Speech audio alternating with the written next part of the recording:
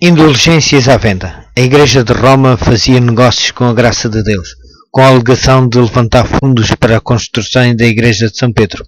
Em Roma, indulgências pelo pecado eram oferecidas à venda por autorização do Papa. Pelo preço do crime, deveria construir um templo para o culto a Deus. Foi isto que suscitou o mais eficaz dos inimigos do Papa, determinando a batalha que abalou o trono papal e fez tremer na cabeça do pontífice a tríplice coroa. Tetzel, o oficial designado para dirigir a venda das indulgências na Alemanha, era culpado das mais ignomínias ofensas à sociedade e à lei de Deus. No entanto, foi escolhido para promover os projetos mercenários do Papa. Na Alemanha, repetia deslumbrantes falsidades e histórias maravilhosas para enganar um povo ignorante e supersticioso. Tivesse esta palavra de Deus e não teria sido enganado desta maneira, mas a Bíblia fora retirada dele. Quando Tetzel entrava numa cidade, um mensageiro ia diante dele, anunciando a graça de Deus e do Santo Padre está à vossa porta. O povo recebia o pretencioso blasfemo como se fosse o próprio Deus. Tetzel, subindo ao púlpito da igreja, exaltava as indulgências como o mais precioso dom de Deus. Declarava que, em virtude dos seus certificados de perdão, todos os pecados que o comprador mais tarde quisesse cometer ser-lhe-iam perdoados, e que mesmo o arrependimento não era necessário. Assegurava aos ouvintes que as indulgências tinham também poder para salvar os mortos. No mesmo instante em que o dinheiro tinha de encontro com o fundo da sua caixa, a alma em cujo favor era pago escaparia do purgatório, ingressando no céu. Ouro e prata eram canalizados para o tesouro de Tetzel. Uma salvação que se comprava com dinheiro era mais fácil do que aquela que exige arrependimento, fé e diligência e esforço para resistir ao pecado e vencê-lo. Lutero encheu-se de horror. Muitos da sua própria congregação tinham comprado certidões de perdão. Logo começaram a dirigir-se ao seu pastor, confessando os seus pecados e esperando a absolvição, não porque estivessem arrependidos e desejassem corrigir-se, mas sob o fundamento da indulgência.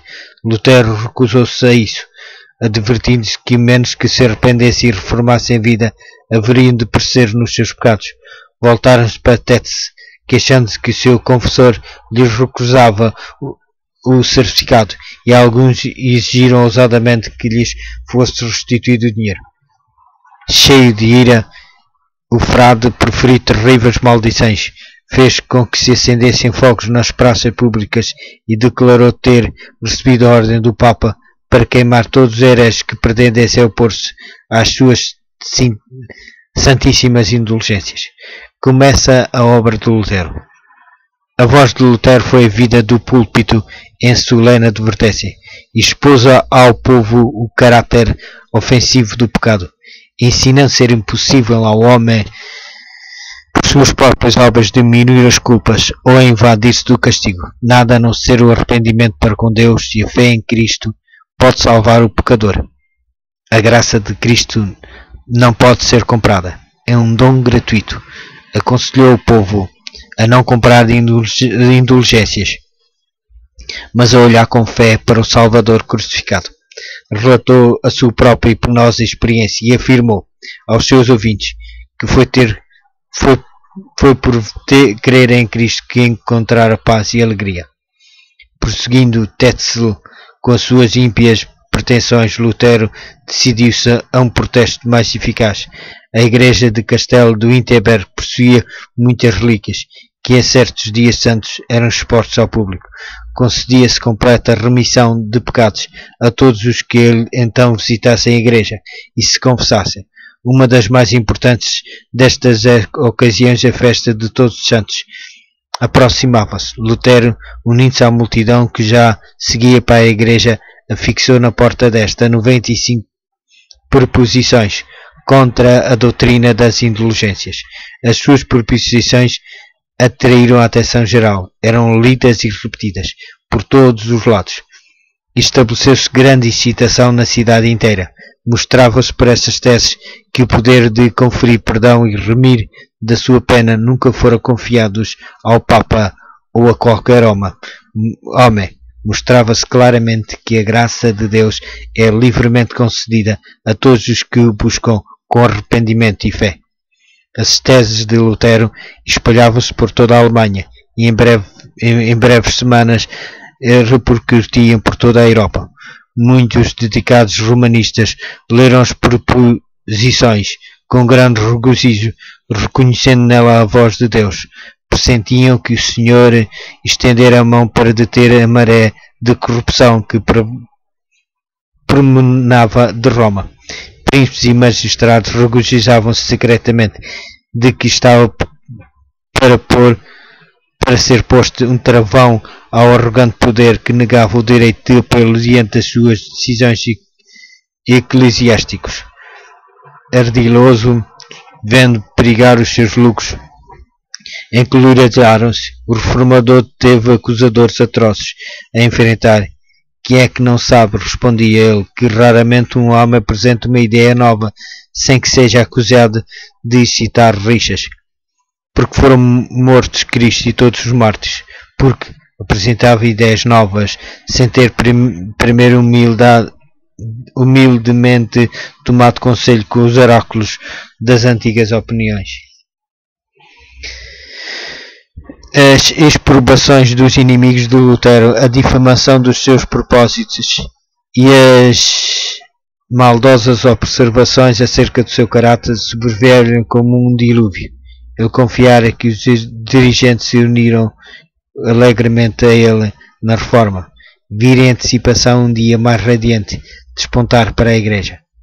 Mas o estímulo convertera-se em condenação. Muitos dignatários da Igreja e do Estado logo viram que a aceitação dessas verdades implicariam em virtualmente minar a autoridade de Roma, sustentado milhares de torrentes que ora fluíam para o seu tesouro, cerqueando assim grandemente o luxo dos chefes papais.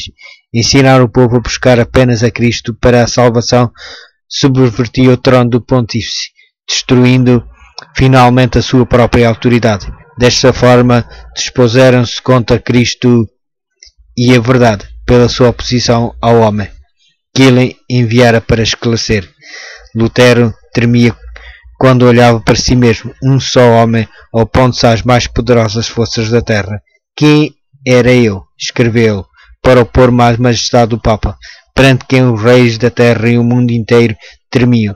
Ninguém poderá saber o que o meu coração sofreu durante estes primeiros 2 anos, em que desânimo poderia dizer, em que desespero me submergi. Quando, porém, faltou o apoio humano, olhou para Deus. Somente poderia confiar-se em perfeita segurança àquele braço todo-poderoso. A um amigo, Lutero escreveu: o teu primeiro dever é começar pela oração. Nada esperes dos teus próprios trabalhos, da tua própria compreensão. Confia somente em Deus e na influência do seu Espírito. Eis aqui uma lição de importância para os que sentem que Deus os chamou para apresentar a outros as solenes verdades para este tempo. No conflito com os poderes do mal, há necessidade de algo mais do que a influência, do que o intelecto e a sabedoria humana.